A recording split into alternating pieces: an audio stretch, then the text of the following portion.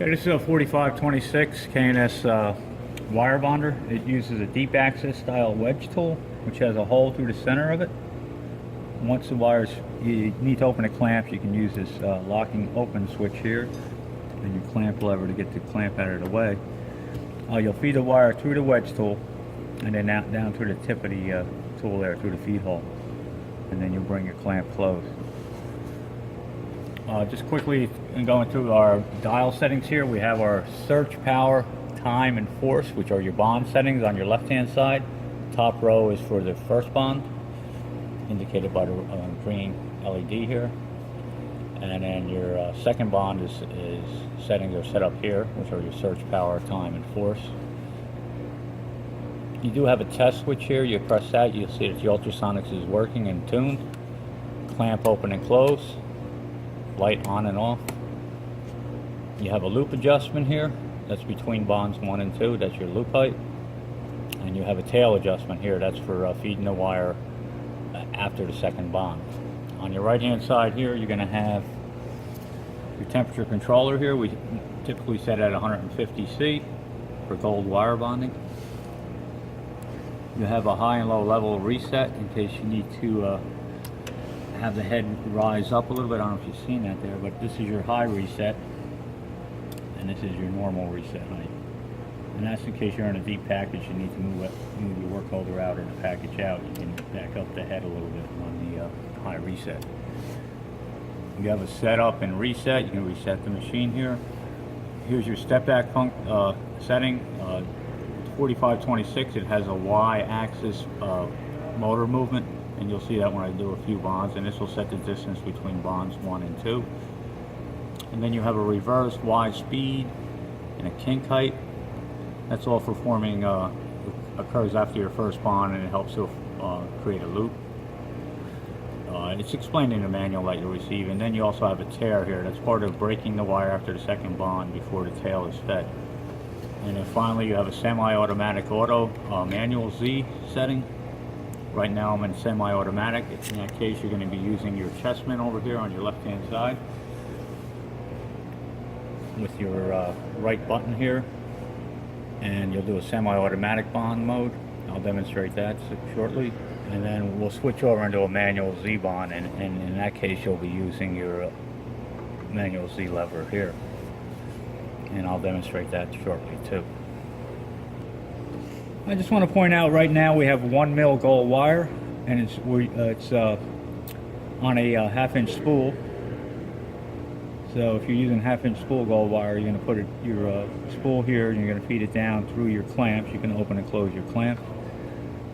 As I explained before, you can see that the clamp is working, and then you're going to feed it through your tool. If you decide to use 2-inch gold wire spools, you'd use this setup up here.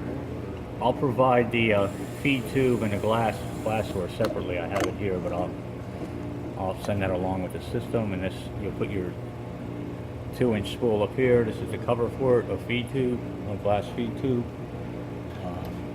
Such will be positioned in there, and then you'll put a slide here for tensioning. And that's in case you want to use a 2-inch spool. And finally, you have a Leica microscope here. You can adjust your magnification, and your focus is done this way.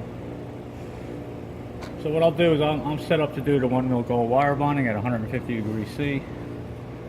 Random. I just picked an arbitrary step back here. And what I'll do is I'll do a couple of bonds. You can position your stage by using your chessman on the left here.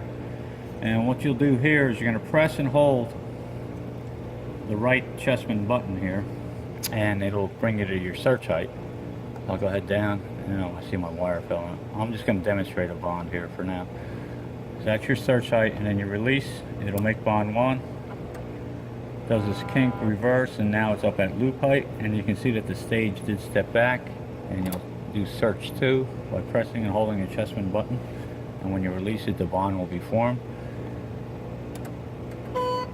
And then it steps back to your number 1 position. At this point, the clamps will pull a tear and then feed your tail, and then you should have a little bit of tail left in front of your underneath your wedge tool. I'm going to have to go ahead and refeed this the wire through here. Okay, I'll demonstrate how to feed the wire through. I opened the clamp here. You can see there's quite a bit of distance between the clamp openings here. I fed the wire down through, and I'll leave a short distance of wire. I don't know if you can see that from here. And I'll bend it back, and then I'll feed it through the feed hole. It takes a little bit of practice and patience. Have to get the right angle here with the visual. And then you just need to poke through it until you, kind of like threading a needle, you know.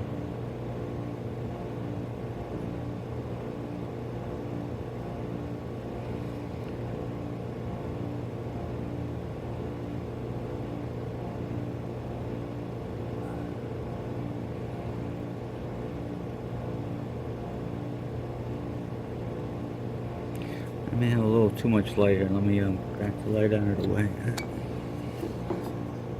Alright.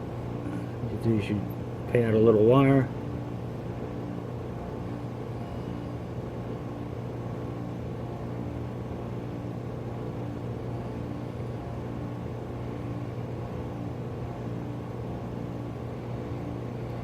Okay, once I get it through, I'm going to pull it through. And I'll go ahead and close the clamp. It's best to move the work holder out of the way while you're doing that, and then we'll reposition the work holder, and I'll go ahead and do a bond.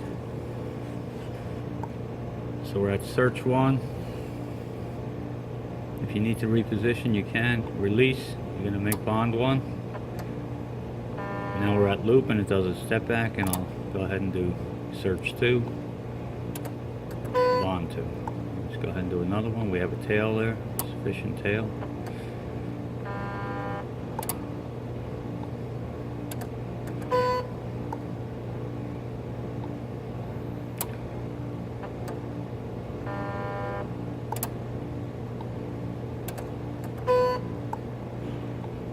Now if you need to make adjustments, you can always increase your bond settings. It seems to me that the second bond's having a little problem sticking, so I'll increase the force and time a little bit, maybe the power, and I'll go ahead and try another bond here.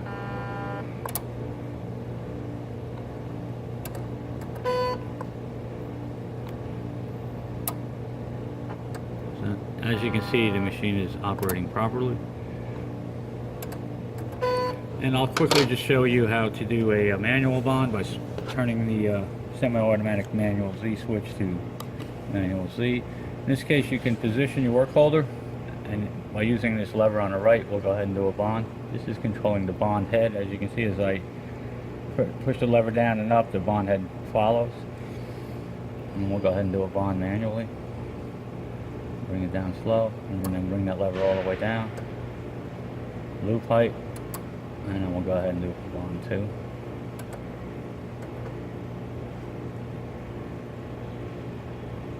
So you have total manual control of your bonding process at this point. There's no step back.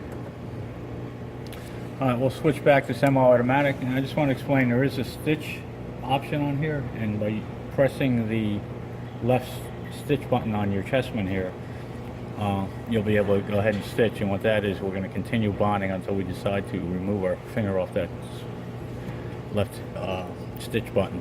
So I'll go ahead and demonstrate that now. We're going to go ahead and do a bond 1.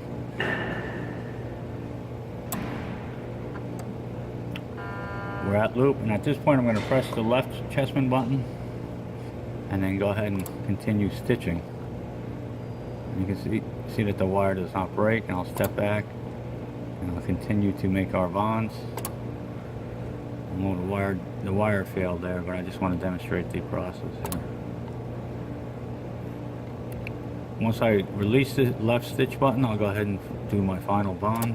And at this point, it'll create a tail and step back to your original position. Again, like I said, I lost the wire here, so let me start that wire up again, and we'll do a 1-stitch operation for you, and that'll be it.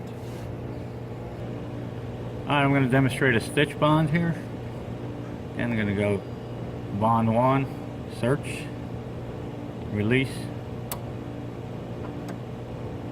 it'll step back the distance of this step back setting. At this point I'm going to press the stitch button. We'll do stitch 1, and as you can see, as I step through, we're creating a stitch bond.